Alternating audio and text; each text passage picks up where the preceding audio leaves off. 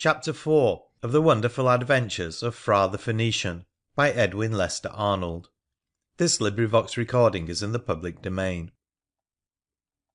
One day I was sitting in gloomy abstraction in the sunny garden, when, looking up suddenly, a little maid stood by demurely and somewhat compassionately regarding me. Grateful just then for any sort of sympathy, I led her to talk, and presently found, as we thawed into good fellowship, drawn together by some mutual attraction, that she was of British birth, and more, from my old village. This was bond enough in my then state, but think how moved and pleased I was when the comely little damsel laughingly said, ' Oh yes, it is only you Roman lords who come and go more often than these flowers. We British seldom move. I and my people have lived yonder on the coast for ages.'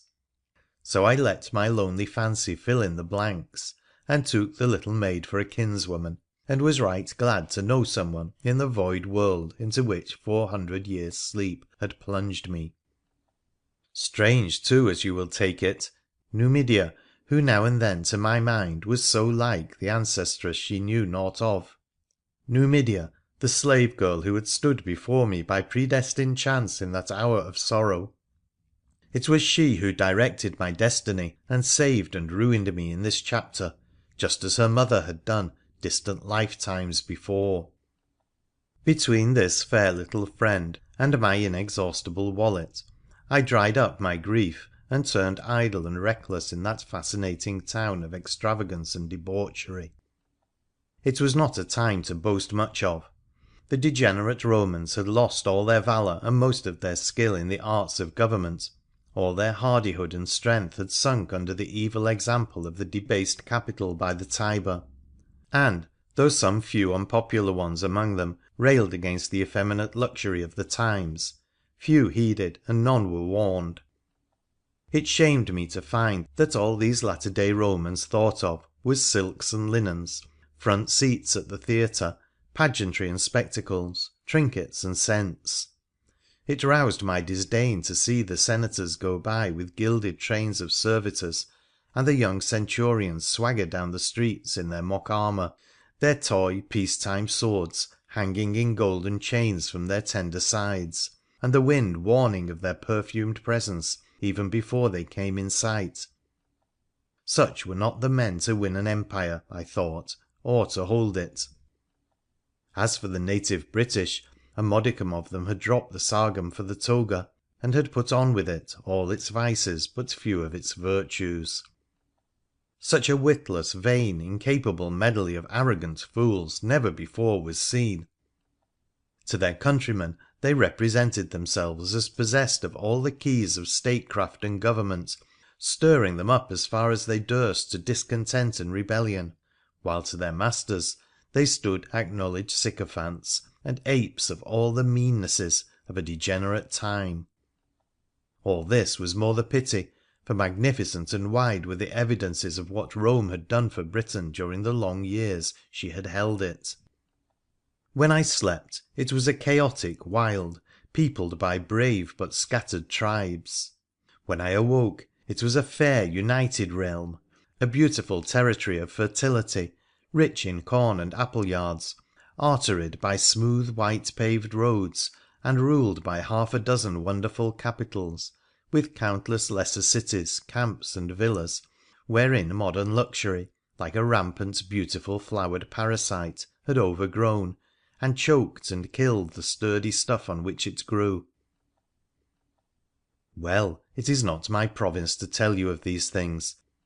The gilded fops who thronged the city ways I soon found were good enough for drinking bouts and revelry, and, by all Olympus, my sleep had made me thirsty, and my sorrow full of a moroseness which had to be constantly battened down under the hatches of an artificial pleasure. All the old cautious, frugal, merchant spirit had gone, and the Roman Phra, in his gold and turquoise cincture, his belt full of his outlandish, never-failing coins, was soon the talk of the town, the life and soul of every reckless bout or folly, the terror of all lictors and honest benighted citizens.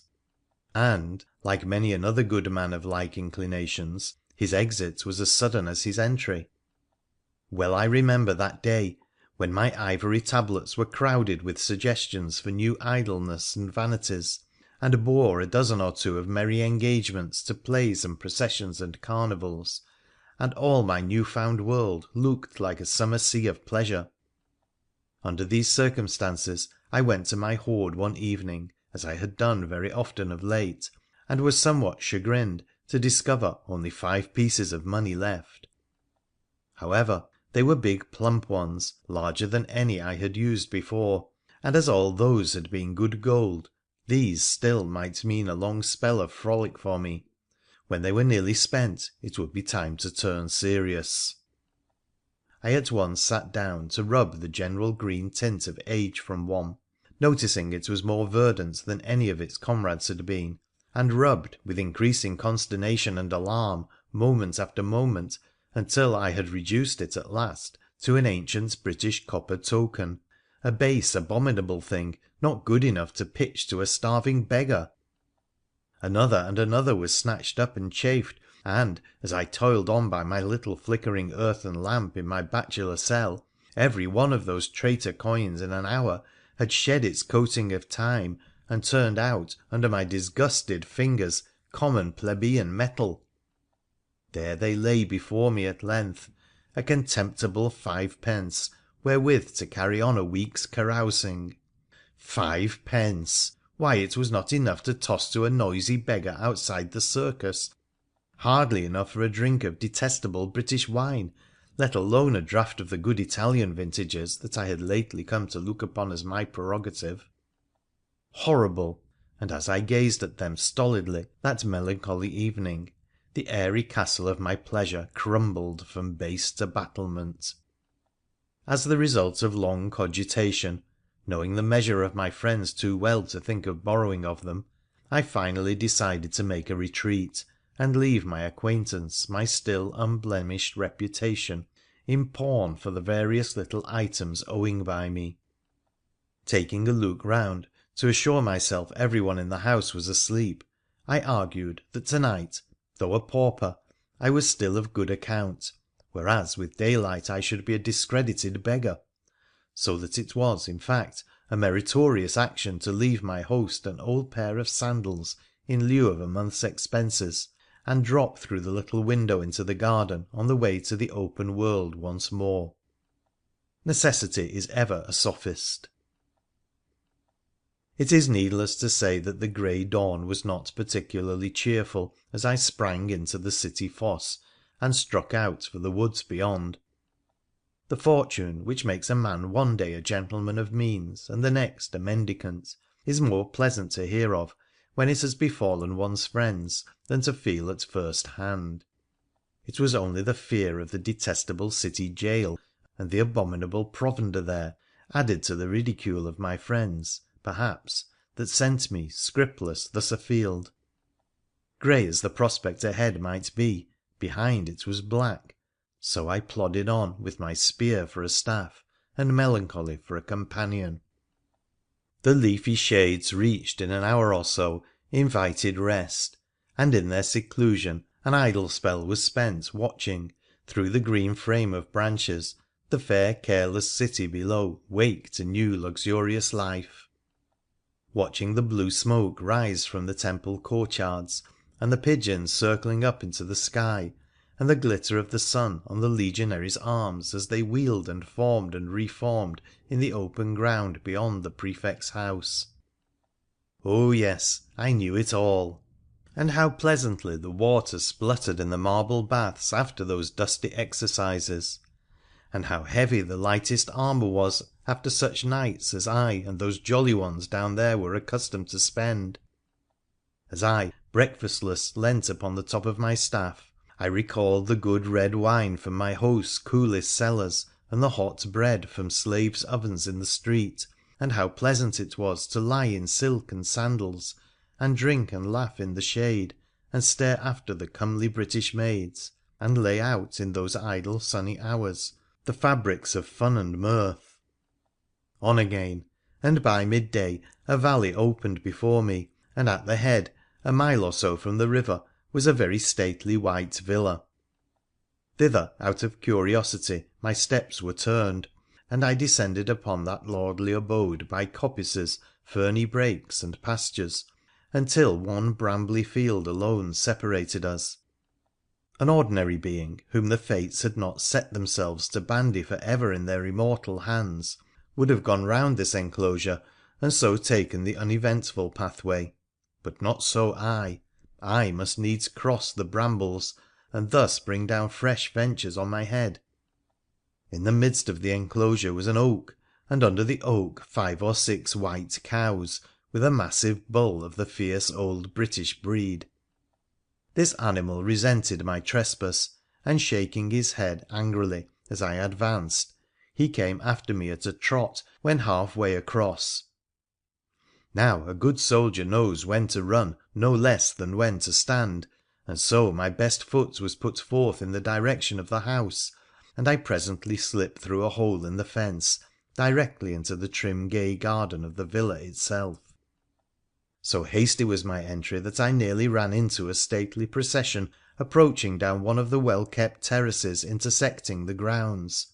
A seneschal and a butler, a gorgeously arrayed mercenary or two, men and damsels in waiting, all this lordly array attending a litter borne by 2 negro slaves, whereon, with a languidness like that of convalescence, belied however by the bloom of excellent health and the tokens of robust grace in the every limb, reclined a handsome Roman lady.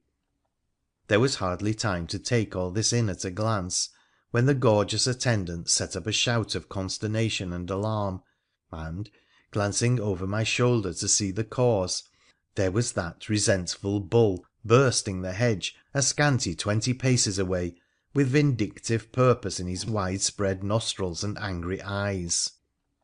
Down went the seneschal's staff of office, down went the base mercenary's gilded shields, the butler threw the dish of grapes he was carrying for his lady's refreshment into the bushes, the waiting maids dropped their fans and shrieking joined the general rout. Worse than all, those base villains, the littermen, slipped their leather straps, and in the general panic dropped the litter, and left to her fate that mistress who, with her sandalled feet wrapped in silks and spangled linens, struggled in vain to rise. There was no time for fear. I turned, and as the bull came down upon us two in a snorting avalanche of white hide and sinew, I gave him the spear, driving it home with all my strength, just in front of the ample shoulder as he lowered his head. The strong 7-foot haft of ash, as thick as a man's wrist, bent between us like a green hazel wand, and then burst into splinters right up to my grasp. The next moment I was hurled backwards, crashing into the flowers and trim parterres, as though it were by the fist of Jove himself I had been struck. Hardly touching the ground, I was up again, my short sword drawn and ready as ever, though the gay world swam before me, to kill or to be killed. It was not necessary. There had been few truer or more forceful spears than mine in the old times, and there lay the great white monster on his side in a crimson pool of blood, essaying in vain to lift his head, and dying in mighty tremors all among the pretty things the servants had thrown down. The gush of red blood from his chest was wetting even the silken fringes of the comely dame's skirts and wrappings, while she, now at last on her feet, frowned down on him, with angry triumph rather than fear in her countenance. Though there was hardly a change of colour on her face or a tremor in the voice with which she thanked me, yet I somehow felt her ladyship was in a fine passion behind that disdainful mask. But whether it were so or not, she was civil enough to me, personally evincing a condescending interest in a trifling wound that was staining my bare right arm with crimson, and sending her good youth away in a minute or two to the house to get it bound. As I turned to go, the stately lady gathered up tunic folds and skirt in her white fist, and moved down upon the group of trembling servants who were gathering their wits together slowly under the nervous encouragement of the seneschal. What she said to them I know not, but if ever the countenances of men truly reflected their sensations, her brief fierce whispers must have been exceedingly unpleasant to listen to. The damsel who bound the scratch upon my shoulder told me something of this beautiful and wealthy dame, but in truth, when she called her Lady Electra, I needed to hear little more. It was a name that had circulated freely in the city yonder, and especially when wine was sparkling best and tongues at lightest. I knew, without asking, the lady was niece to an emperor, and was reputed as haughty and cruel as though she had been one of the worst herself. I knew her lawful spouse was away, like most Romans, from his duty just then, and she stood in his place to tyrannise over the British peasants and sweep the taxes into his insatiate coffers. I knew, too, why Rome was forbidden for a time to the vivacious lady, as well as some stories, best untold, of how she enlivened the tedium of her exile in these savage places. In fact, I knew I had fallen into the gilded hold of a magnificent outlaw, one of the worst productions of a debased and sinking state, and, being wayward by predestination, I determined to play with the she-wolf in her own den. No fancy of mine is so rash but that fate will countersign it. When Electra sent for me presently in the great hall, where the fountains played into basins of rosy marble, it was to inform me that the destruction of the Bull and my bearing thereat had caught her fancy, and I was to consider myself for the present in her private service and attached to the bodyguard. This decision was announced with an easy imperialness which seemed to ignore all suggestion of opposition, a suavity such as Juno might use in directing the most timorous of servitors. So, as my wishes ran in unison, I bowed my thanks and kissed the fringe of my ladyship's cloak, and thought, as she lay there before me on her silken couch in the tessellated hall of her stately home, that I had never before seen so beautiful or dangerous looking a creature. Nor had I long to wait for a sight of the Vice-Prefect's talons. While she asked me of my history, the which I made up as I told it, and having once thus baulked the truth, never afterwards told her the real facts, a messenger came, and standing at a respectful distance saluted his mistress. ' Ah !' she said, with a pretty look of interest in her face, and rising on her elbow, ' are they dead ?'' One is, madam,' the man responded. ' One of your bearers fled, but the other we secured. We took him into the field and tied him, as your ladyship directed, to the horns of the strongest white cow. She dragged him here and there, and gored him for full 10 minutes before he died, and now all that remains of him,' with a wave of the hand towards the vestibule, ' most respectfully awaits your ladyship's inspection in the porch,' and the messenger bowed low. ' It is well. Fling the dog into a ditch, and, my friend, let my brave henchmen know if they do not lay hands on the other villain before sunset to morrow, I shall come to them for a substitute.' The successful termination of this episode seemed to relieve my new mistress. ' Ah ! my excellent soldier,' she said, with a pretty sigh, ' you cannot conceive what a vexation my servants are to me, or how rebellious and unruly. Would there were but a man here, such as yourself, for instance, to protect and soften a lonely matron's exile.' This was very flattering to my vanity, more especially as it was accompanied by a gracious look, with more of condescension in it than I fancied usually fell to the lot of those who met her handsome eyes. In such circumstances, under a lordly roof and careless again of to morrow, a new spell of experience was commenced in the Roman villa, and I learnt much of the ways of corrupt Roman government, and a luxurious society there which might amuse you were it not all too long to set down. For a time, when her ladyship gave, as was her frequent pleasure, gorgeous dinners, and all the statesmen and soldiers of the neighbouring towns came in to sup with her, I pleaded one thing and another in excuse for absence from the places where I must have met many too well known before. But Electra, as the time went on, was proud of her handsome, stalwart centurion, and advanced me quicker than my modest ambition could demand, clothed me in the gorgeous livery of her household troops, raised me to the chief command, and finally, one evening, sat me at her side on her own silken couch, before all the lords and senators, and, deriding their surprise and covert sarcasm, proclaimed me first favourites there, with royal effrontery. Did I but say Electra was proud of her new find? Much better had it been simply so, but she was not accustomed to moderation in any matters, and perhaps my cold indifference to her overwhelming attractions, when all else fawned for an indulgent look, excited her fiery thirst of dominion. Be this as it may, not very long time after my arrival it was palpable her manner was changing, and as the days went by, and she would have me sit on the tiger skin at her knee, a second Antony to this British Cleopatra, telling wonderful tales of war and woodcraft, I suddenly found the unmistakable light of awakening love shining through her ladyship's half-shut lids.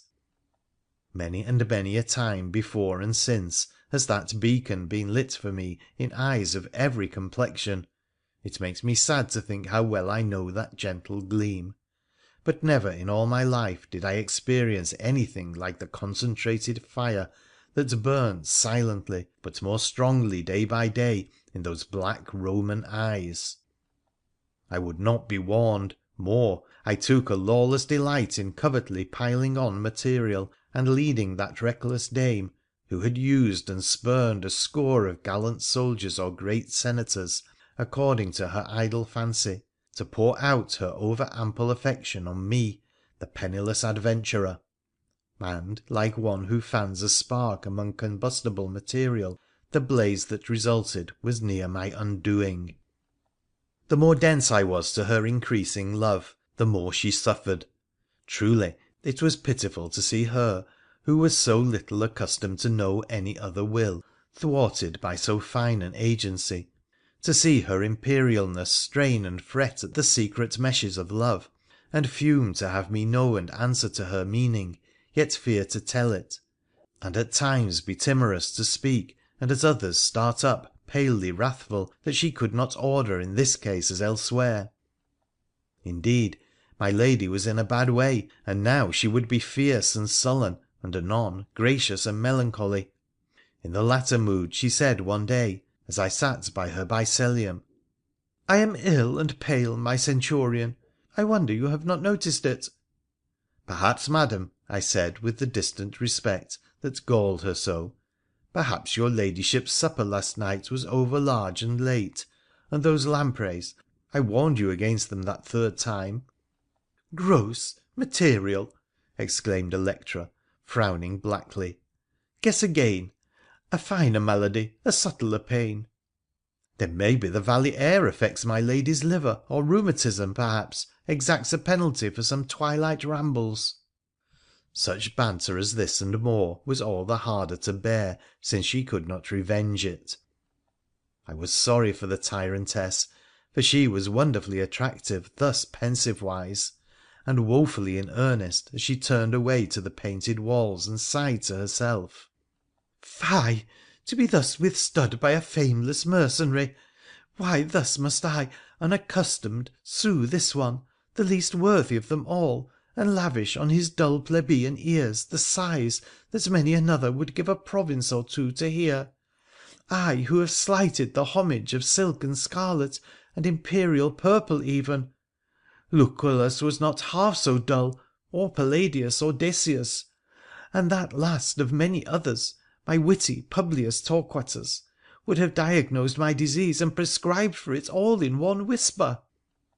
Poor lady ! It was not within me, though she did not know it, to hold out for long against the sunshine and storm of her impetuous nature.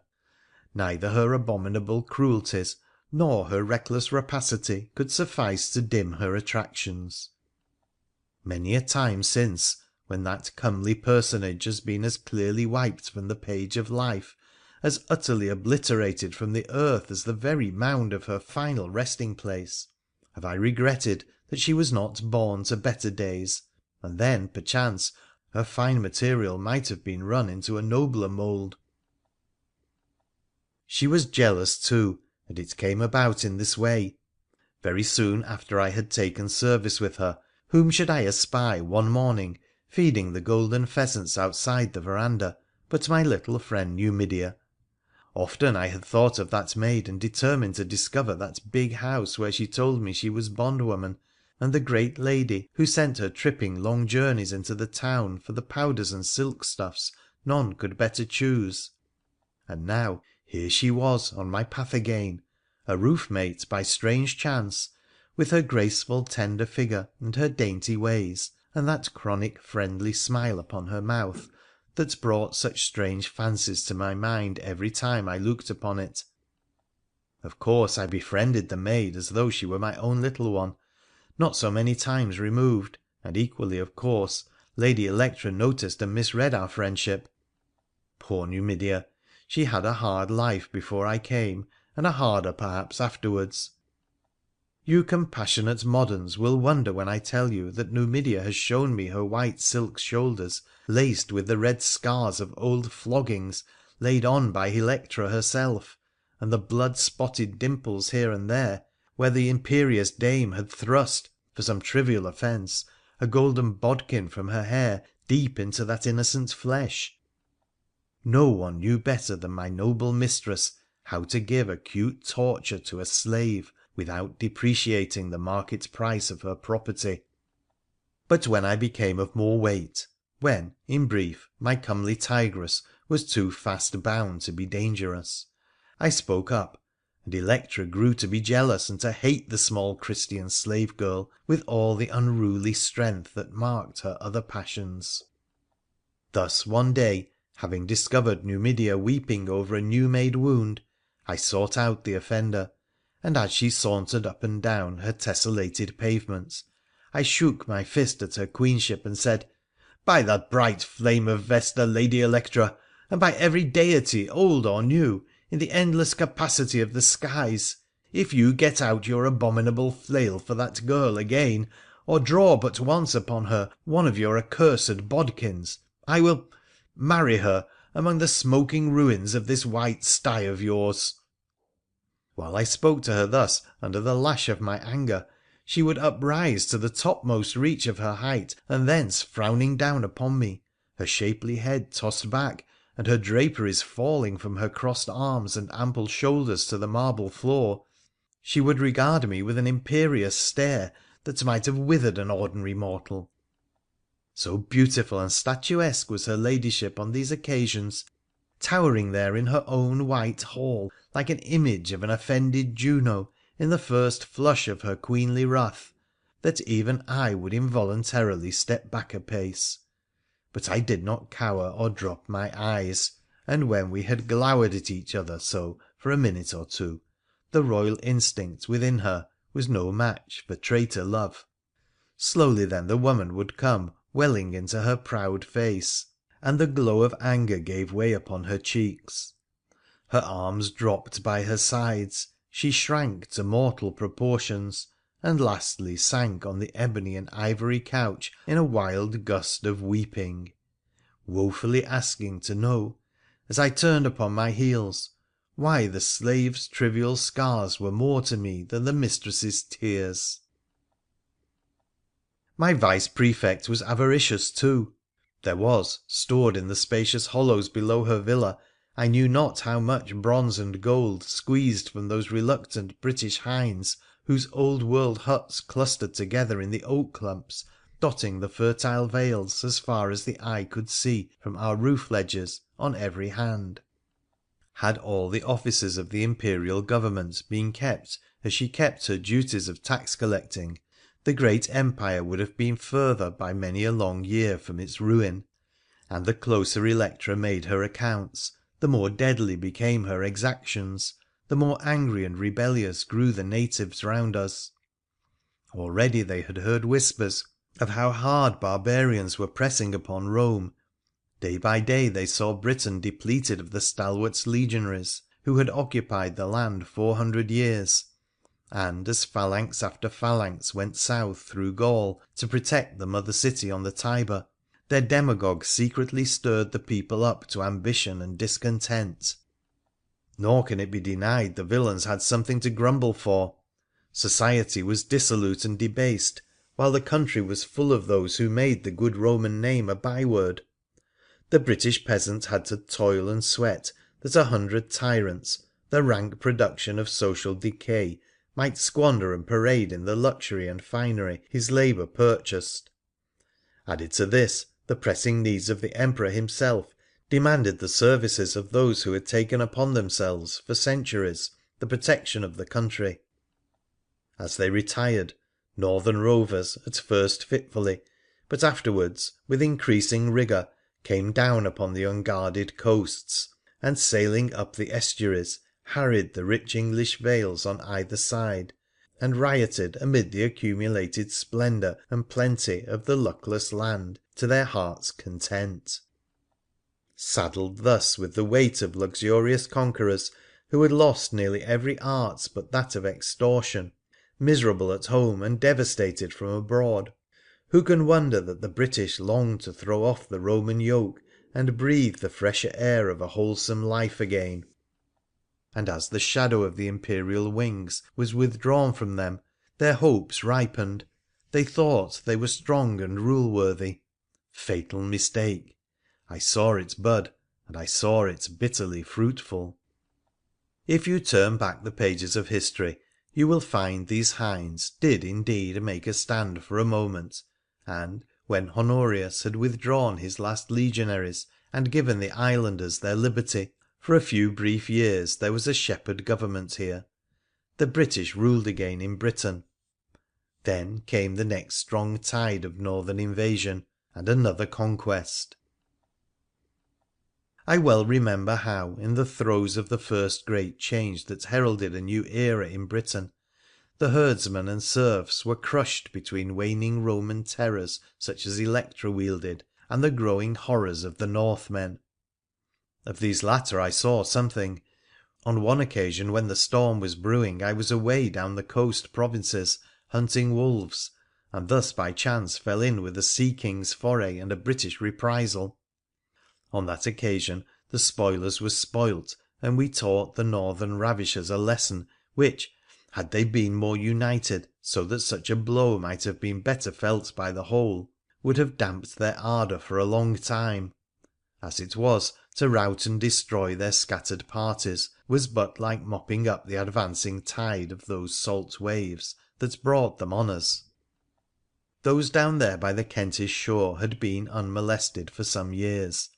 They had lived at their leisure, had got their harvests in, had rebuilt their villages out in the open, and set up forges and hammered spearheads and bosses, rings for their women of silver and brass, and chains and furniture for their horses of gold, shearing their flocks and living as though such things as Norsemen were not, when one day the infliction came upon them again. It was a gusty morning in early summer, I remember it well, and most of the men were from the villages hunting, when away towards the coast went up the brightening sky a thin curl of smoke, followed by another and another. The sight was understood only too well. Line after line crept up in the silence of the morning over the green tree tops and against the grey of the sea, while groups of black figures, flying villagers we knew them to be, went now and then over the skyline of the wolds into the security of the valleys to the right and left. As the wail went up from the huts where I rested, a mounted chief, his toes in the iron rings of his stirrups, and his wolf skins flying from his bare shoulders, came pounding through the woods with the bad news the raiders were close behind. Rapid packing was a great feminine accomplishment in those days, and, while the women swept their children and more portable valuables into their cloths and disappeared into the forest, we sent the quickest-footed youths that were with us to call back the hunters, and made our first stand there round the huts and mounds of the old village of Can Edron. And we kept its thatch and chattels inviolate, for, by this time, the countryside was all in arms, and, as the sea was far behind them, the despoilers but showed themselves on the fringe of the open, exchanged a javelin or two, and turned. Hot on their track that morning of vengeance, we went after them, over the scrubby open ground and down through the tangles of oak and hazel. We pressed them back past the charred and smoking remnants of the villages they had burnt, back by the streams that still ran streaky in quiet places with blood, back down the red path of ruin and savagery they had trodden, back by the cruel finger posts of dead women, back by the halting places of the ravishers, ever drawing new recruits and courage till we outnumbered them by 6 to 1, and thus we trampled that day on the heels of those laden pirates from the valley head down to the shore. It was a time of vengeance, and our women and children crowded singing and screaming after us to kill and torture the wounded. Every now and then those surly spoilers turned, and we fled before them as the dogs fly from a big boar who goes to bay. But each time we came on again, and their standing places by the coverts and under the lichened rocks were littered with dead, and all bestrewn amid the ferns in the pink morning light was the glittering spoil they disgorged. Truly that was an hour of victory, and the Britons were drunk with success. They followed like starving wolves after a herd of deer, leaping from rock to rock, crowding every point of vantage, and running and yelling through the underwood, until surely the Northmen must have thought the place in possession of a legion of devils. But all this noise was as nothing to the frightful yell of savage joy which went up from us when we saw the raiders draw together on the shingle ridge of the beach, and knew instinctively by their pale tideward faces and hesitation that they were trapped. The sea was out, and their ships were high and dry.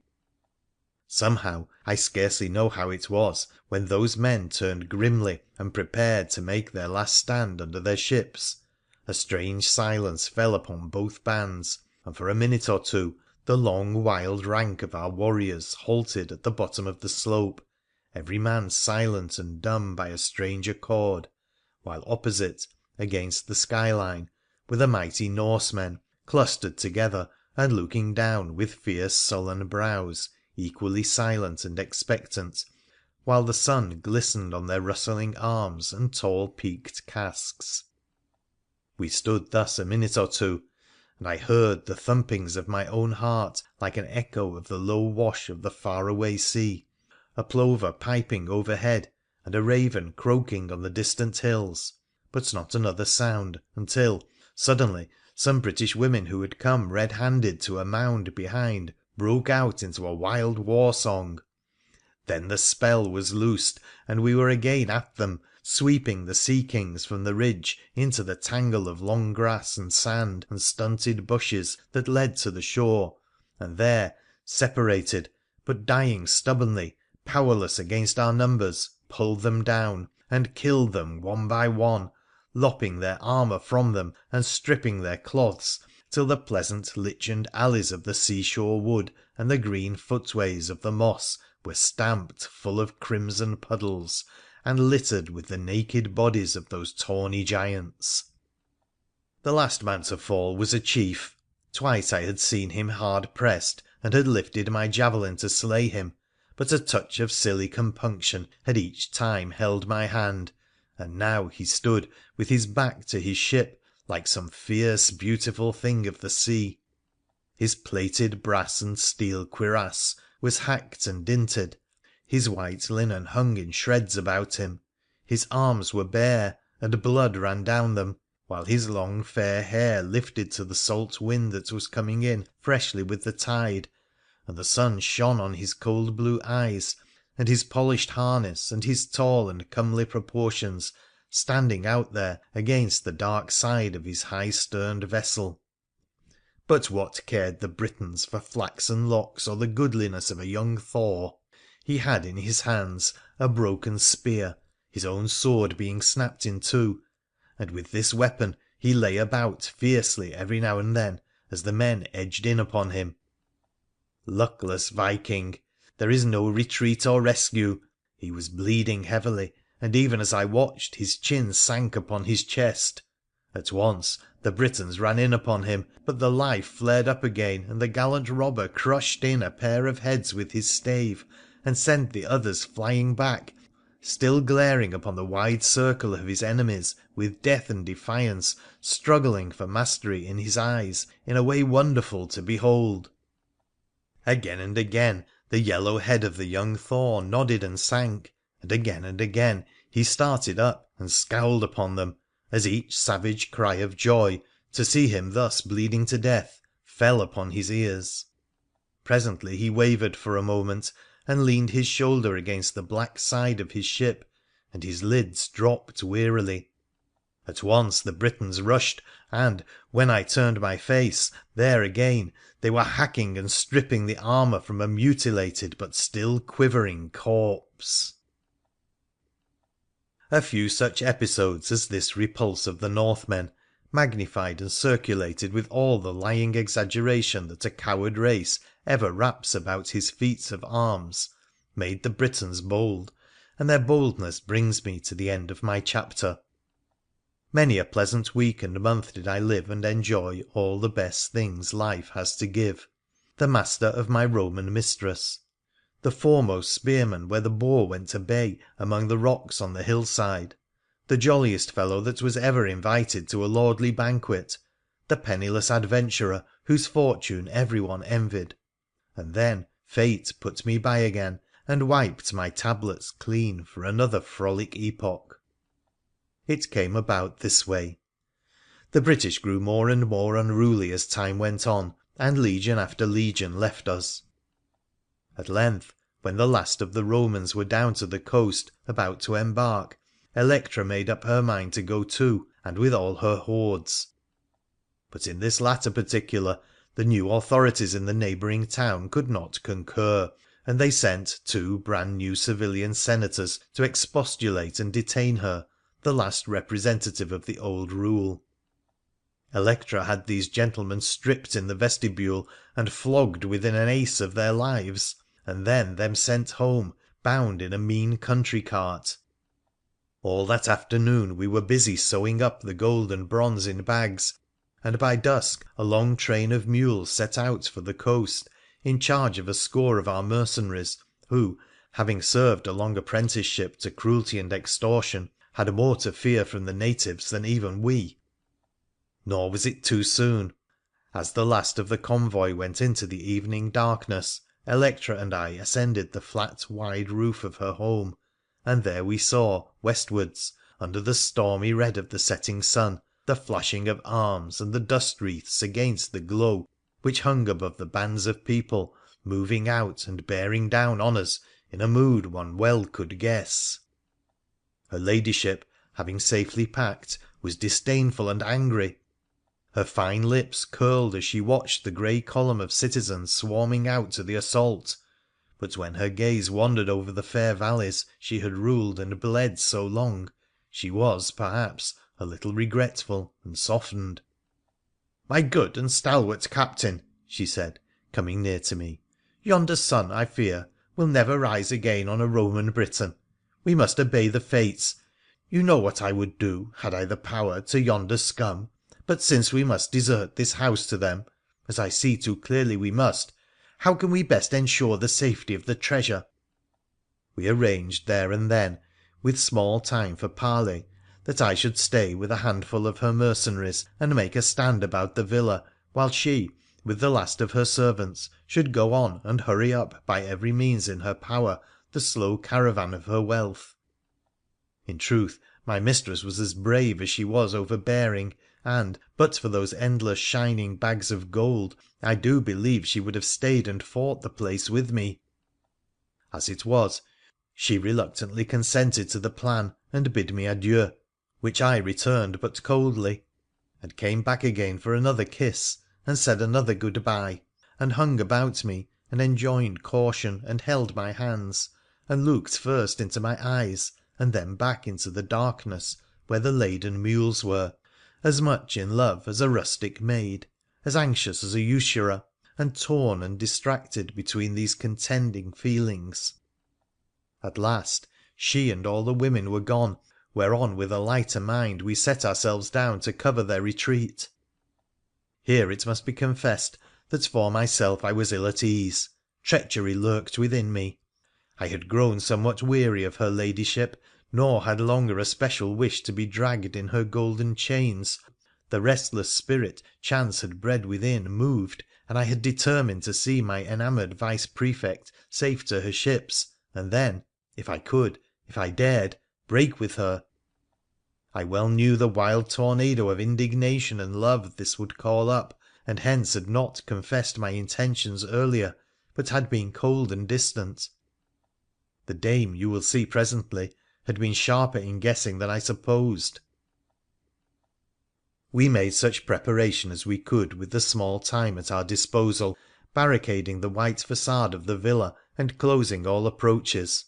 Then we pulled the winter stacks to pieces in the yard, making 2 great mounds of faggots in front of the porch, pouring oil upon each, and stationing a man to fire them, by way of torches, at a given signal.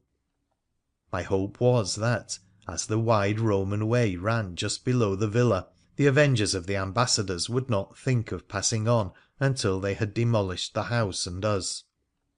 Of the loyalty of the few men with me I had little fear. They were brave and stubborn, all their pay was on Electra's mules, and the British hated them without compunction. There were in our little company that black evening 7 wild Welshmen under a shaggy-haired, blue-eyed princeling — Gwallon of the Bow he called himself — 15 swarthy Iberians, all teeth and scimitar, a handful of Belgic mercenaries with great double-headed axes, but never a Roman among them all in this last stand of Roman power in Britain. Was I a Roman, I wondered, as I stood on the terrace waiting the onset of the liberated slaves ? What was I ? Who was I ? How came it that he who was first in repelling the stalwart Roman adventurers of endless years before was the last to lift a sword in their defence ? And more personally, was this night to be, as it greatly seemed, the last of all my wild adventures, or had Fate infinite others in store for her bantling ? You will guess how I wondered and speculated as my golden Roman armour clanked to my gloomy stride in Electra's empty corridors, and the wet fleecy clouds drifted fitfully across the face of a broad full moon, and 1,000 things of love or sorrow crowded on my busy mind. We had not long to wait, however. In an hour the mob came scuffling round the bend, shouting disorderly, with innumerable torches borne aloft, and they set up a yell when they caught sight of our shining white walls silently agleam in the moonlight. There could be no parley with such a leaderless rush, and we attempted none. Without a thought of discipline they stormed the pastures and swarmed into the garden, a motley, angry crowd, armed with scythes and hooks and axes, and apparently all the town pressing on behind. Well, we fired our faggots, and they gleamed up fiercely to welcome the scullion levies to their doom. Never did you see such a ruddy, wild scene, such a motley parody of noble war. The bright flames leapt into the tranquil sky in volcanoes of spark and hissing tongues. The British rushed at us between the fires like imps of darkness, and we met them face to face, and slew them like the dogs they were. In a few minutes we were hemmed in the verandah, under whose columns we had some shelter, and then my brave Welshmen showed me how they could pull their longbows, which indeed they did in right good earnest, until all the trim terraces were littered with writhing, howling foemen. But again they drove us back, this time into the house, and there we soon had a better light to fight by, for the sparks had caught the roof, and soon everything far and near was ablaze. Every man with me that night fought like a patrician, and Electra's polished floors were slippery with blood. Her pretty walls, with their endless painted garlands of oak and myrtle, their cooing doves and tender cupids, were horribly besmeared and smudged, and her marble pillars were chipped by flying javelins and gashed by random axe strokes. 10 times we hurled ourselves upon the invaders and drove them staggering backwards over the slippery pavements into the passages. 16 men had fallen to my own arm alone, and we crammed their bodies into the doorways for barricade, but it would not do. The sheer weight of those without made the men within brave against their will. Nothing availed the stinging shafts of my Welshmen. The Iberian scimitars played hopelessly, like summer lightning in the glare, upon a solid wall of humanity. and the German axes could make no pathway through that impenetrable civilian tangle. Overhead and among us the smoke curled and eddied, and the flames behind it made it like a hot noonday in our fighting place. And in the wreaths of that pungent vapour, circling thick and yellow in the great open roofed hall of the noble Roman villa, her ladyship's statues of faun and satyr still fluted and grinned imbecilely as though they liked the turmoil. Niobe wept for new griefs as the marble little ones at her feet were calcined before her eyes, and the Gorgon head wore 100 frightful snakes of flame. The pale, proud Pallas Athene of the Greeks looked disdainfully on the dying barbarians at her feet, and Pan, himself in bronze, leered on us through the reek until his lower limbs grew white hot and gave way, and down he came, whereon a mighty Briton heaved him up by his head, and with this hissing, glowing flail carried destruction and confusion among us.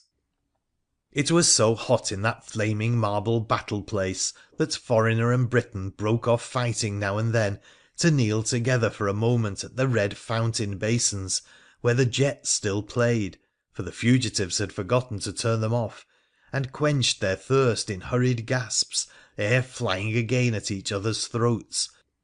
And so wild the confusion and uproar, and so dense the smoke and flame, so red and slippery were the pavements, and so thick the dead and dying, that hardly one could tell which were friends and which foes.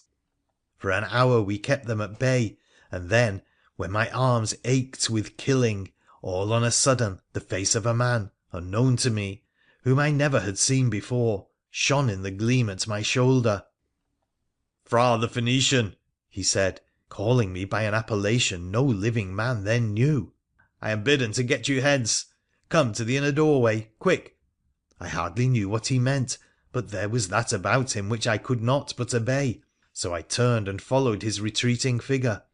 I ran with him across the courtyard, under the white marble pillars all aglow, through the silent banquet hall that had echoed so often to the haughty laughter of my mistress, and then, when we reached the cool damp outer air, like a wreath of mist in November, like an eddy among the dead leaves, my guide vanished and left me.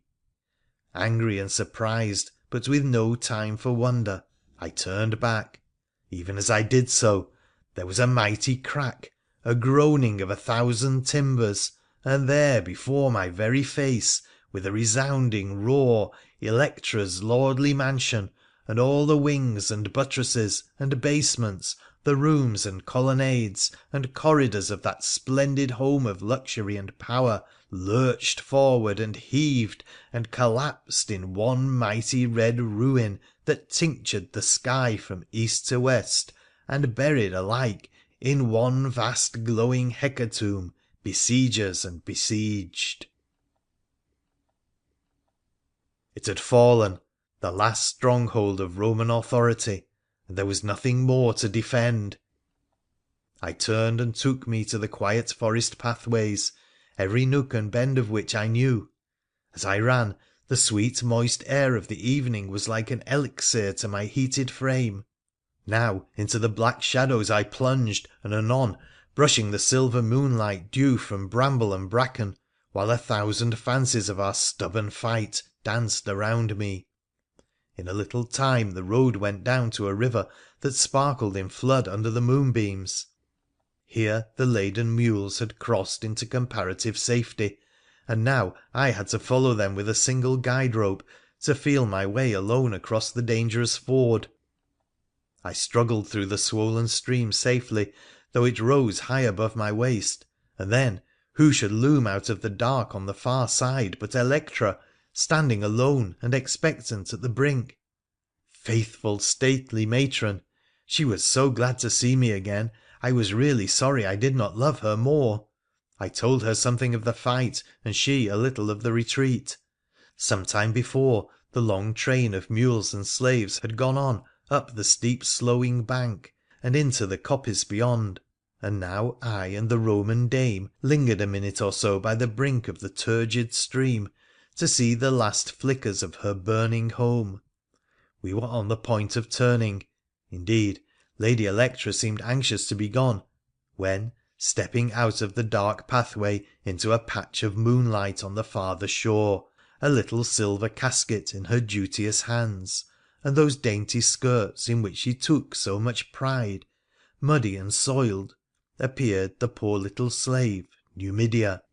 She tripped fearfully forth from the shadows and down to the brink, where the water was swirling against the stones in an ivory and silver inlay, and when she saw, not perceiving us in the shadows, that all the people had gone on, and she was deserted to the tender mercies of the foemen behind, she dropped her burden and threw up her white clasped hands in the moonlight, and wailed upon us in a way that made my steel cuirass too small for my swelling heart.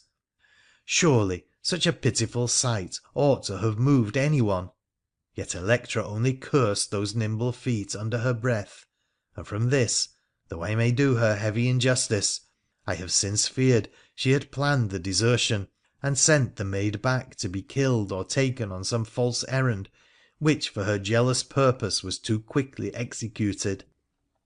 The noble Roman lady pulled me by the hand and would have had me leave the girl to her fate, scolding and entreating, and when I angrily shook myself free, turning her wild untutored passions into the channels of love, told me she had guessed my project of leaving her for Numidea, and clung to me and endeared me, and promised me the tallest porch on Palatina, as I threw off my buckler and broadsword to be lighter in the stream, and the whitest arms for welcome there that ever a Roman matron spread, as I pitched my gilded helmet into the bushes and strode down to the torrent, if I would but turn my back once and for all upon my little kinswoman. 3 times the white arms of that magnificent wanton closed round me, and 3 times I wrenched them apart and hurled her back. 3 times she came anew to the struggle, squandering her wild queenly love upon me, while under the white light overhead the tears shone in her wonderful upturned eyes like very diamonds. 3 times she invoked every deity in the hierarchy of the southern skies to witness her perjured love, and cursed, for my sake, all those absent youths who had fallen before her. 3 times she knelt there on the black and white turf, and wrung her fair hands, and shook out her long thick hair, and came imploring and begging down to the very lapping of the water.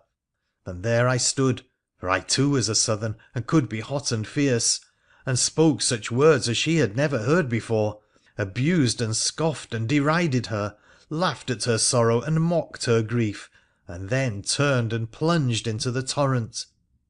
The ford was not long. In a minute or two I struggled out on the farther shore, and Numidea, with a cry of pleasure and trustfulness, came to my dripping arms. The British, hot on the track, were shouting to one another in the dark pursuit, so the little maid was picked up securely, and with her in my left arm upon my hip, her warm wrists about my neck, and my other hand on the guide rope, we went back into the stream again. By the sacred fane of Vesta, it ran stronger than a mill sluice, and tugged and worried at my limbs like the fingers of a fury. I felt the pebbly gravel sifting and rolling beneath my feet, and the strong lift of the water as it swirled, flying by in the moonlight, hissing and bubbling at my heaving chest in a way that frightened me, even me. At last, with my every muscle on fire with the strain and turmoil, and my head giddy with the dancing torrent all about it, I saw the farther bank loom over us once more, and, heaving a heavy sigh of fatigue, collected myself for one more crowning effort. But I had forgotten that royal harpy my mistress, and, even as I gathered my last strength in the swirl of the black water below, she sprang to the verge of the bank overhead, vengeance and hatred flashing in the eyes that I had left full of gentleness and tears, and gleaming there in her wrath, her white robe shining in the moonlight against the ebony setting of the night, and glowered down upon us. ' Down with the maid !' she screamed with all the tyrant in her voice. ' Down with her, Centurion, or you die together !'' Never, never !' I shouted, for my blood was boiling fiercely, and I could have laughed at 100 such as she. But while I shouted my heart sank, for Electra was terrible to behold, an incarnation of beautiful cruelty, hot, reckless hatred ruling the features that had never turned upon me before but in sweetness and love. For 1 minute the passion gathered head, and then, while I stood still in the current, with dread of the coming deed, she snatched my own naked sword from the ground. ' Die, then !' she yelled, ' and may 1,000 curses weigh down your souls !' As she said it, the blade whirled into the moonlight, descending on the guide rope just where it ran taut and hard over the posts, severing it clean to the last strands with one blow of those effective white arms, and the next minute the hempen cord was torn out of my grasp, and over in a drowning, bewildering cascade of foam we were swept away down the stream. It was the wildest swim that ever a mortal took. So fiercely did we spin and fly that heaven and earth seemed mixed together, and the white clouds overhead were not whiter than the sheets of foam that ran down seawards with us. I am a good swimmer, but who could make the bank in such a cauldron of angry waters? And now Numidea was on top, and now I. It went to my heart to hear the poor little Christian gasp out on ' Good St. Christopher !' and to feel the flutter of her breast against my leather jerkin. And then presently I did not feel it at all. Many an island of wreckage passed us, but none that I could lay hold on, until presently a mighty log came foaming down upon us, labouring through that torrent surf like a full-sailed ship. As it passed I threw an arm over a strong root, and thus for an hour, behind that black midnight javelin, we flew downwards, I know not whither. Then it presently left the strong stream, and towing me towards a soft alluvial beach, just as dawn was breaking in the east, deposited me there, and slowly disappeared again into the void. This is all I know of Roman Britain. This is the end of the chapter. As I reeled ashore with my burden, some friendly fisher folk came forward to help, but I saw them not. Numidea was dead.